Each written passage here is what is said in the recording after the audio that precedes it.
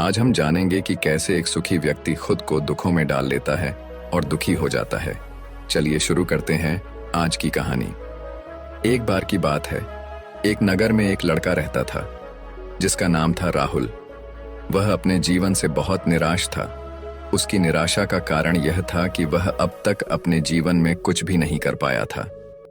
उसके माता पिता उसे रोज ताने मारते थे कि तुम्हारे सभी मित्र कुछ न कुछ कर रहे हैं, लेकिन तुम अभी भी घर बैठे हो। दोस्तों के बीच भी अक्सर उसका मजाक उड़ाया जाता था। जब वह कहीं जाता तो लोग उससे पूछते थे, बेटा तुम क्या कर रहे हो? उसे यह बताने में भी शर्म आती थी कि वह कुछ नहीं कर रहा है। धीरे धीरे उसने रिश्तेदारों से मिलना जुलना कम कर दिया और लोगों से मिलना भी बंद कर दिया। वह ज्यादातर समय घर पर ही रहता, अकेला रहता और भगवान को कोसता रहता। वह अपनी किस्मत को दोष देता था। अब उसे अपना जीवन बोझ लगने लगा था। कभी कभी वह सोचता कि कब वह कुछ करने के योग्य बनेगा, और फिर वह सोचता कि जिंदा रहने से अच्छा मर जाना ठीक है। एक दिन वह अपने नगर की एक गली से गुजर रहा था। तभी उसने देखा कि एक गुरु दुख और परेशानियों पर उपदेश दे रहे हैं। वह भी इस भीड़ में सबसे पीछे बैठकर गुरुजी के प्रवचन सुनने लगा। गुरुजी कह रहे थे कि दुख हमें जीवन की कीमत समझाता है। यह हमें सिखाता है कि सुख कितना अनमोल है। दुख एक शिक्षक की तरह है जो हमें जीवन की सच्चाई दिखाता है और हमें जीने का सही तरीका सिखाता है। दुख आने पर आप चाहे तो जिंदगी जीना भी सीख सकते हैं। आप चाहे तो कुछ भी हासिल कर सकते हो, और अगर चाहे तो एक कोने में बैठकर रो सकते हो। इन सभी बातों को राहुल ध्यान से सुन रहा था, लेकिन गुरुजी की ये बातें उसे पसंद नहीं आईं। उसने खड़े होकर कहा, कुछ भी सीखने से दुख दूर नहीं होता है, इसमें केवल दर्द होता है। दुख की पीड़ा अनंत है। ऐसा लगता है कि इसके बाद कुछ होने वाला नहीं है। इससे कुछ भी फर्क नहीं पड़ता है। इसके सामने तो मौत भी छोटी लगती है। तब गुरुजी ने कहा, बेटा तुम्हारा दुख क्या है? राहुल ने उनके सामने अपनी सारी व्यथा सुनाई और गुरुजी से पूछा, मेरे इन दुखों का क्या समाधान है? ये सुनकर गुरुजी मुस्कुराए और बोले, तुम उसी दिन मेरे पास आना जब तुम्हारे जीवन में वास्तविक दुख आए। मैं तुम्हारी समस्या का समाधान अवश्य करूंगा। यह कहकर गुरु वहां से चले गए। राहुल ने सोचा, क्या ये मेरा दुख नहीं है तो क्या है? मैं जिस दर्द से गुजर रहा हूं वो असली दुख नहीं है क्या? मेरा दुख कोई नहीं समझ सकता। जब माता पिता नहीं समझते तो भला ये गुरु क्या समझेंगे? दुखों से व्यथित होकर राहुल ने एक फैसला लिया कि अब वह कुछ करेगा। उसने एक छोटा व्यवसाय शुरू किया, पर उसे सफलता नहीं मिल रही थी। लेकिन उसके घर वाले खुश थे कि वह कुछ कोशिश कर रहा है। वह अपने व्यवसाय में लगा रहा और धीरे धीरे उसे सफलता मिलने लगी। फिर उसने रफ्तार पकड़ी और केवल 3 साल के अंदर ही वह एक बड़ा बिजनेसमैन बन गया। अब राहुल के आसपास ऐसे कई लोग थे जो उसकी परवाह करते थे, जो उससे प्यार करते थे। अब उसके परिवार के सदस्य भी उसकी तारीफ करते करते थकते नहीं थे। दिन प्रतिदिन उसके मित्रों की संख्या बढ़ती जा रही थी। अब वह अपनी जिंदगी से बहुत खुश था। उसके कुछ दोस्तों ने उसे सलाह दी, जब तुम एक बड़ा बिजनेसमैन बनकर बहुत खुश हो तो सोचो तुम्हें कितनी खुशी होगी अगर तुम इस शहर और इस राज्य के सबसे बड़े बिजनेसमैन बन जाते। कितने लोग आपसे जुड़ना चाहेंगे। लोग तुम्हारे आगे पीछे घूमेंगे। तुम्हारी कितनी बड़ी ख्याति होगी, और स्वयं राजा भी आपसे दोस्ती करना चाहेंगे। जरूरत पड़ने पर आपसे पैसे भी उधार लेंगे। दोस्तों की यह बात राहुल के मन में बैठ गई। अब वह और पैसे कमाने की कोशिश करने लगा, लेकिन उसे यह सब बहुत ही जल्दी चाहिए था। वह समय बर्बाद नहीं करना चाहता था। वह अधिकांश समय इन चीजों को प्राप्त करने में लगाने लगा। इसलिए वह ऐसे काम करने लगा जो सही नहीं थे। उसने पैसे उधार लेना शुरू कर दिया। अपने दोस्तों से पैसे की मंत्र और अधिक मुनाफा कमाने के लालच में वह अपने माल में मिलावट करने लगा। उसने अन्य व्यापारियों के खिलाफ भी साजिश रची और उन्हें धमकाया। जैसा उसके दोस्त कहते थे वैसा ही करता था। वह इन तरीकों से ज्यादा पैसा कमा रहा था, पर अब उसके जीवन में पहले जैसा चैन नहीं रहा। उसकी मानसिक शांति गायब हो गई थी और वह रात को सो नहीं पाता था। वह विचारों में रहता था। वह सब कुछ कर रहा था, पर उसे किसी चीज में सुख नहीं मिल रहा था। एक दिन राहुल अपनी गाड़ी से कहीं जा रहा था। तभी रास्ते में उसे गुरु का आश्रम दिखाई दिया। वह गुरु के पास जाकर बोला, गुरुजी, आपने मुझे कहा था जब कभी जीवन में सच्चा दुख आए तो चले आना। अब मैं बहुत दुखी हूं। मेरी नींद हराम हो गई है, मुझे कहीं भी शांति नहीं मिल रही है। इस प्रकार राहुल ने अपनी सारी समस्याएं गुरुजी को बताईं। गुरु ने कहा, जब तुम पहली बार मुझे मिलने आए थे तब भी तुम किसी दुख में थे। तुमने उस दर्द से क्या सीखा? राहुल ने कहा, सिर्फ सोने और चिंता करने से कुछ नहीं होता। अपनी दृष्टि को सच करने के लिए मेहनत भी जरूरी है, और सिर्फ मेहनत करने से भी कुछ नहीं होता, परिणाम भी मिलना चाहिए। जब आपको लगे कि आपका लक्ष्य हासिल नहीं होने वाला है, तब राह में चाहे कितनी भी मुश्किलें आएं, मन कितना भी निराश क्यों ना हो, खुद पर आत्मविश्वास करना चाहिए कि मैं जो भी कर रहा हूं उसमें अवश्य सफल होऊंगा। लोग केवल सफल लोगों का सम्मान करते हैं। कोई कितना भी अच्छा क्यों ना हो, वह हमेशा लोगों की नजरों में बोझ बना रहता है। ये सब सुनकर गुरु मुस्कुराए और बोले, यह वास्तव में दुख नहीं है। जब तुम्हारे जीवन में वास्तविक दुख आए तब मेरे पास आना, मैं उसे ठीक कर दूंगा। राहुल ने जाते समय गुरु को सोने के सिक्कों से भरा घड़ा भेंट किया। घड़ा देखकर गुरु ने कहा, यह मेरे किसी काम का नहीं है, इसे पेड़ के नीचे गड्ढा खोदकर गाड़ दो। राहुल ने घड़े को पेड़ के नीचे दबा दिया। जैसा कि गुरु ने बताया उसने वैसा ही किया और वहां से चला गया। कुछ दिनों तक उसका कारोबार ठीक चल रहा था, लेकिन व्यापार के गलत तरीकों के कारण धीरे धीरे उसे व्यापार में घाटा होने लगा। उसकी सारी दौलत धीरे धीरे खत्म होने लगी और एक दिन ऐसा भी आया जब उसके पास कुछ भी नहीं बचा और उस पर कर्ज का बोझ चढ़ गया। परंतु वह निश्चित था, क्योंकि उसने सारा कर्ज अपने दोस्तों से लिया था। उसने सोचा था कि उसके दोस्त बुरे वक्त में उसके साथ खड़े रहेंगे, लेकिन ऐसा कुछ नहीं हुआ। जैसे ही बुरा वक्त आया, दोस्त पहले उससे कर्ज मांगने लगे। अगर उसने कर्ज नहीं लौटाया तो उन्होंने उसे जान से मारने की धमकी भी दी। उसके सभी शुभचिंतक और प्रियजन उससे दूर हो गए। उसके दोस्त जो उसके साथ मस्ती किया करते थे, अब उसे दूर भाग रहे थे। उसका परिवार उसकी गलतियां और कमियां गिनने लगा। उसकी सारी संपत्ति नीलाम हो गई और उसके पास कुछ भी न बचा। जब उसने अपने पिता से मदद मांगी तो पिता ने कहा, मेरे पास थोड़ी सी संपत्ति है, अगर मैं तुम्हें दे दूंगा तो तुम्हारी मां को क्या कहूंगा? यह संपत्ति हमारा अंतिम सहारा है। राहुल के मन में गहरा दुख छा गया। उसके आसपास कोई नहीं था जो उसके दुख को समझ सके। लोगों के इस विश्वासघात के कारण वह अंदर से टूट चुका था। वह सोचने लगा कि अब जीने का कोई मतलब नहीं है, अब मौत ही मेरा सहारा है। वह आत्महत्या करने के लिए पहाड़ी पर जा रहा था।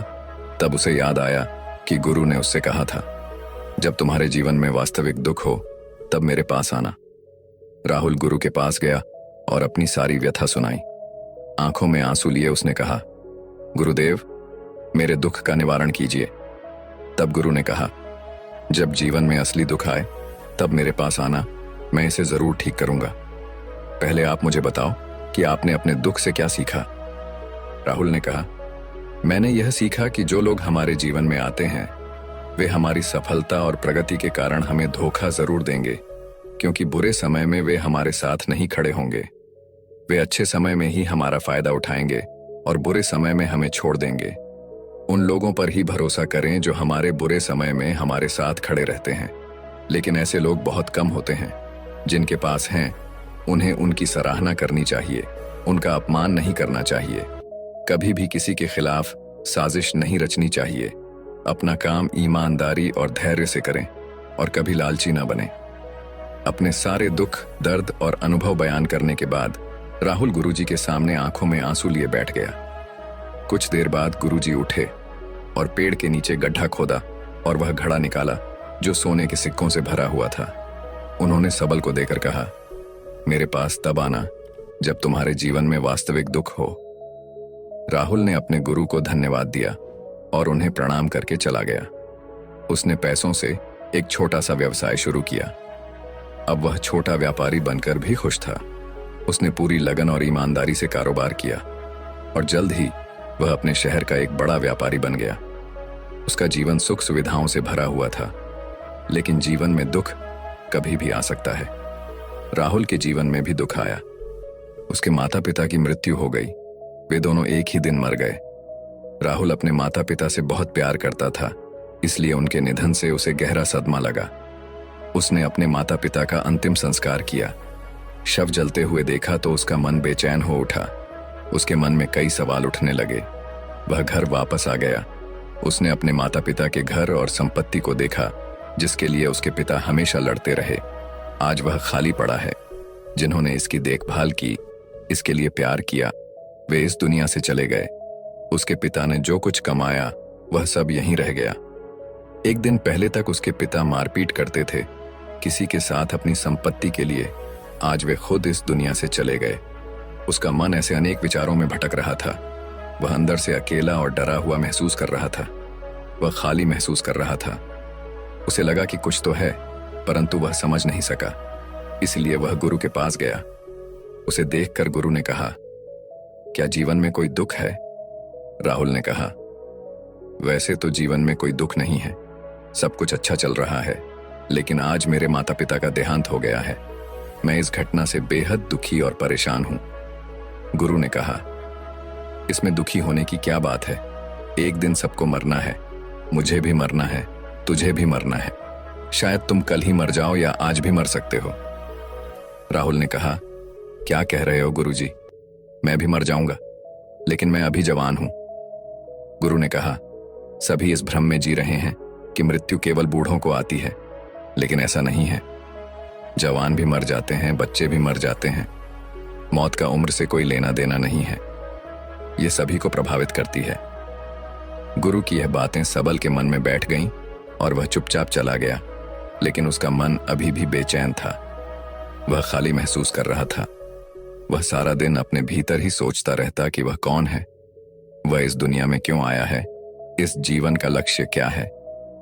ऐसे कई सवाल उसके दिमाग में लगातार उठ रहे थे, लेकिन उन्हें अपने किसी भी सवाल का जवाब नहीं मिल रहा था और उसका दुख दिन दिन बढ़ता ही जा रहा था। कुछ दिन बाद वह फिर से गुरु के पास पहुंचा और बोला, हे गुरुदेव, मैं बहुत दुखी हूं, क्योंकि मैं यह नहीं जान पा रहा हूं कि मैं कौन हूं और मैं इस दुनिया में क्यों आया हूं। यह सुनकर गुरु मुस्कुराए और बोले, आज आपके जीवन में पहली बार सच्चा दुख उत्पन्न हुआ है। यह वास्तव में दुख कहलाने लायक है। हम नहीं जानते कि हम कौन हैं और हम क्यों आए हैं। राहुल ने अपने गुरु से कहा कि उसकी दुर्दशा दूर करें। गुरु ने कहा, हम सभी इंसान हैं, जीवन भर संग्रह करते रहते हैं। राहुल ने कहा, कोई भी इंसान अपने साथ कुछ भी नहीं ले जा सकता, वह सिर्फ अकेला ही जाता है। मेरे माता पिता भी अपने साथ कुछ भी लेकर नहीं गए। धन, संपत्ति, वैभव सब कुछ यहां पर छोड़कर गए। गुरु ने कहा, अब मेरी बात ध्यान से सुनो। इस संसार में हमें जो संग्रह करना चाहिए वह हम नहीं करते, बल्कि चीजें हमारे सामने होती हैं, लेकिन हम उन्हें देखने की कोशिश नहीं करते। हमें इस दुनिया में जो कुछ भी इकट्ठा करना है वह हम खुद हैं। हमें खुद को जुटाना होगा ताकि जब हम मरें तो हम एकजुट हो सकें और खुद को पहचानने में सक्षम हो सकें।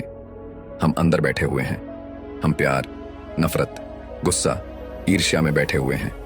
कर्तव्य, धन, स्थिति, प्रतिष्ठा, सम्मान, पहचान, धर्म, जाति, सैकड़ों हजारों ऐसी चीजों और इच्छाओं में हम विभाजित हैं और टुकड़ों में जीवन जी रहे हैं। इस विभाजन के कारण हमारी चेतना कभी एक नहीं हो सकती।